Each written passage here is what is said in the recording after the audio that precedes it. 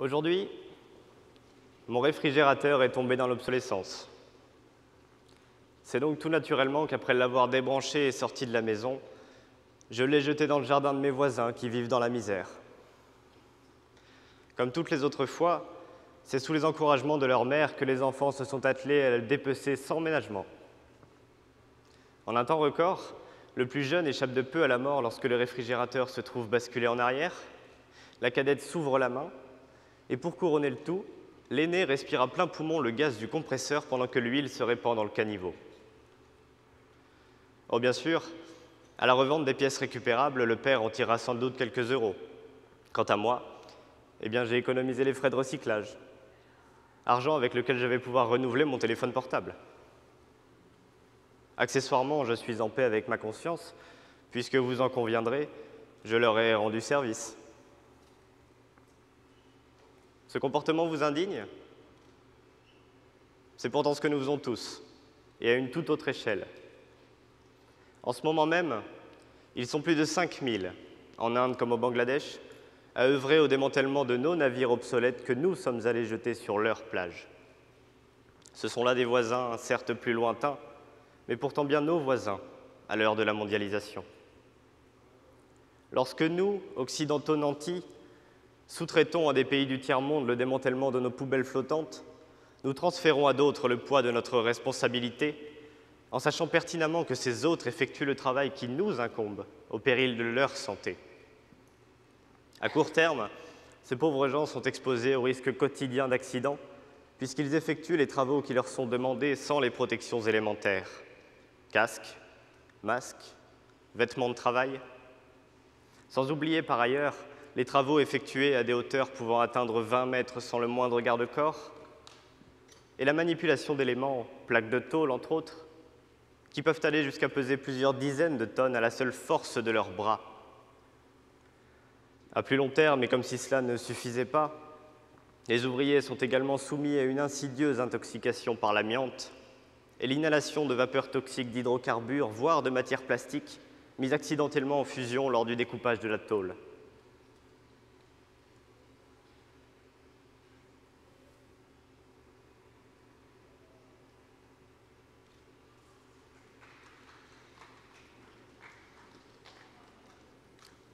Cette situation, nous en sommes tous conscients.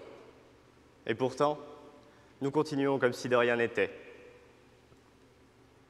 Nous continuons à tenter d'améliorer notre train de vie quand d'autres essaient seulement de survivre.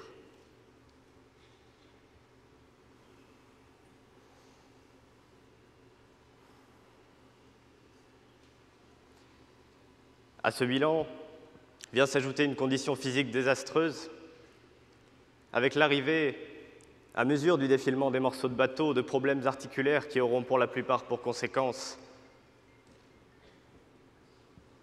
des douleurs qui ne les quitteront jamais.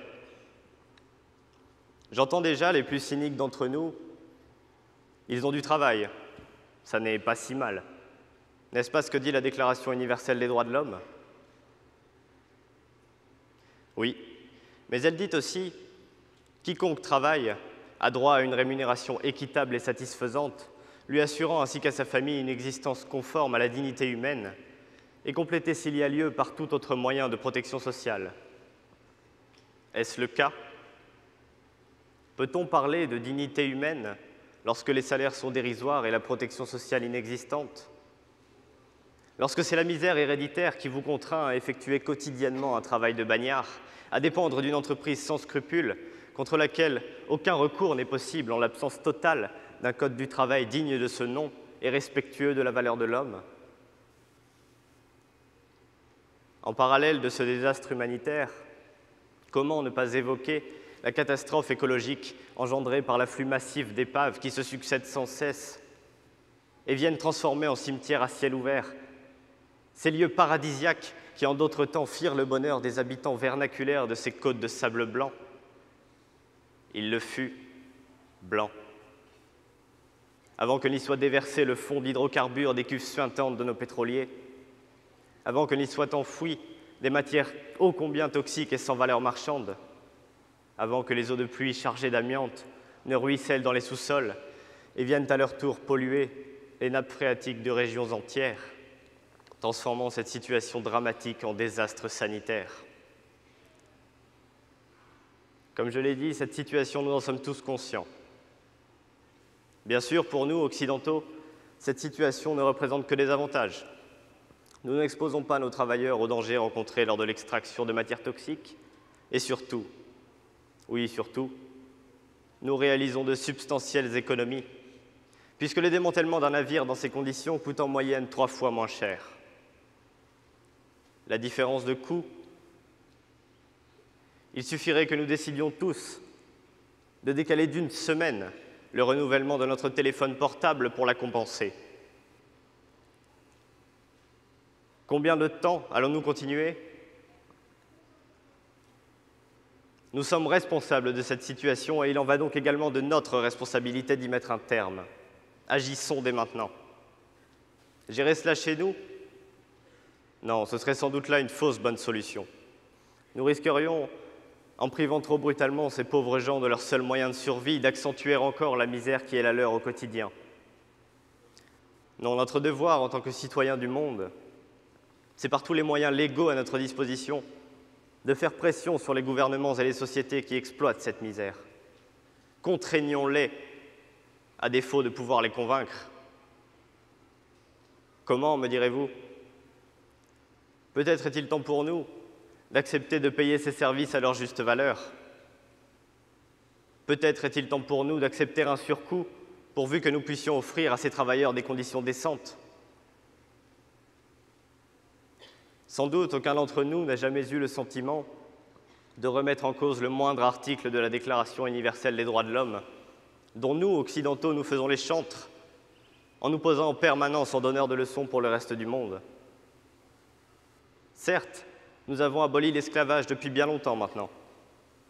Certes, nous ne pratiquons pas l'immixtion étatique et préservons ainsi la vie privée de nos concitoyens. Certes, nous n'emprisonnons pas sous de futiles prétextes nos opposants politiques pour préserver la place de quelques potentats indignes de l'occuper. Mais combien d'entre nous, messieurs, dames, seraient aujourd'hui capables de citer le contenu des articles 23 à 25 de cette même déclaration, déclaration qui pourtant fait notre fierté, particulièrement nous, Français, puisqu'elle est en partie issue de notre Déclaration des droits de l'homme et du citoyen. Au risque de me répéter, je cite « Tous ont droit à la sécurité face au chômage, à l'invalidité, à la maladie, à la vieillesse, au veuvage. Tous ont droit à un salaire égal pour un travail égal.